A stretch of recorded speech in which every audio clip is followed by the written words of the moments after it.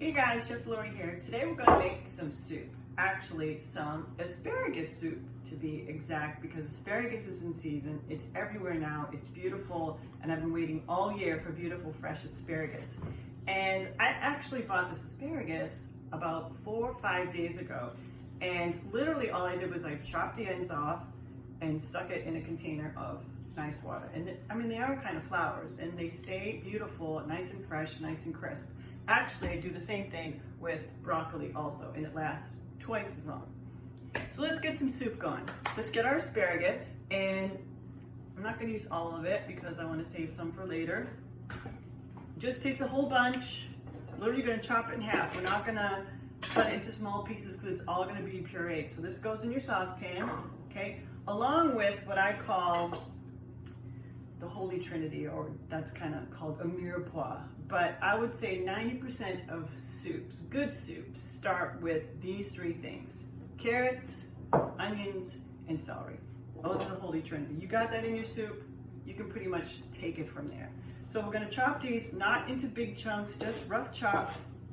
This goes in, so you take the ends off the asparagus, the ends off your carrots. And what are we gonna do with these? We're not gonna throw them away. You go in our little stock bag, which I highly recommend you get. Keep it in the freezer. So this goes in. Actually, you can kind of break that in half. And these are kind of cool yellow carrots. There's so many different colors of carrots now. It's amazing. So onion, not quite typically how I chop it up, but for soup, literally both ends come off. Fill it up. All this goes in the stock bag. Just about, I would say everything goes into the stock bag. I think the only thing that doesn't go in would be kind of cilantro, or anything that's really strong tasting, like eggplant skins and things like that, that's really strong. So I'm gonna put these in just like this because they're just gonna get nice and soft while they're cooking. Then I'm gonna add some chicken broth just to cover. We don't want too much because we don't want it to be too watery. And this whole thing, put a cover on it, stick it on the stove and let it sit for, it's gonna take about 10-15 minutes for everything to get soft. Now, as far as chicken broth goes, of course I make my own, and you're like, I'm not gonna make my own, but actually this, the Better Than Bouillon is not bad, and I would get the organic one. It's actually pretty good, but be watchful of the sodium content.